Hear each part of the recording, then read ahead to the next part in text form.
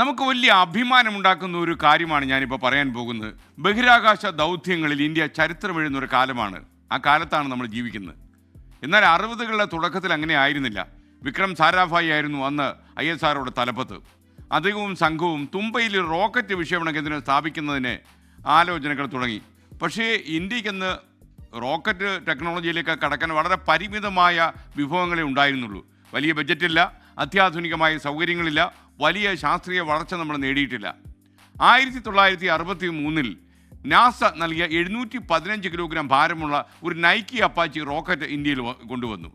വിക്രം സാരാഭായിയുടെ കൂടെയുള്ള ശാസ്ത്രജ്ഞന്മാർ വലിയ സംശയത്തിലായി. ഇത്രയും ഭാരമുള്ളൊരു റോക്കറ്റ് എങ്ങനെ തുമ്പയിലെ അല്ലെങ്കിൽ മറ്റേതെങ്കിലും വിക്ഷേപണ തറയിൽ എത്തിക്കും? അതിനുള്ള പ്രത്യേക വാഹനം നമുക്ക് വേണ്ടേ? അതെന്ത് ചെയ്യും? അവരിത് വിക്രം സാരാഭായിയോട് ചോദിച്ചു. സാരാഭായി പറഞ്ഞ മറുപടി അവരെ വല്ലാതെ ആശ്ചര്യപ്പെടുത്തി.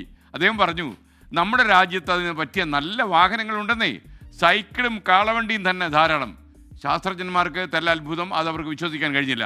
വിക്രം സാരാഭായി പറഞ്ഞു, നമ്മൾ ഈ റോക്കറ്റ് ചെറിയ ചെറിയ പീസാക്കും, എന്നിട്ട് സൈക്കിളിൽ നമ്മൾ വിക്ഷേപണ തറയിലേക്ക് അത് കൊണ്ടുപോകും. എങ്ങനെയുണ്ട് ഐഡിയ? തുടർന്ന് ശാസ്ത്രജ്ഞന്മാരും സാങ്കേതിക വിദഗ്ധന്മാരും ഒക്കെ ചേർന്ന് റോക്കറ്റിൻ്റെ പീസാക്കിയ ഓരോ ഭാഗവും സൈക്കിളിലും കാളവണ്ടിയിലുമായി തുമ്പയിലെ വിക്ഷേപണ തറയിൽ എത്തിച്ചു. വലിയ ലക്ഷ്യങ്ങൾ നേടാൻ വലിയ ബജറ്റോ ഏറ്റവും അത്യാധുനികമായ സൗകര്യങ്ങളോ ആവശ്യമില്ലെന്നായിരുന്നു വിക്രം സാരാഭായി അന്ന് നമ്മളെ പഠിപ്പിച്ചത്.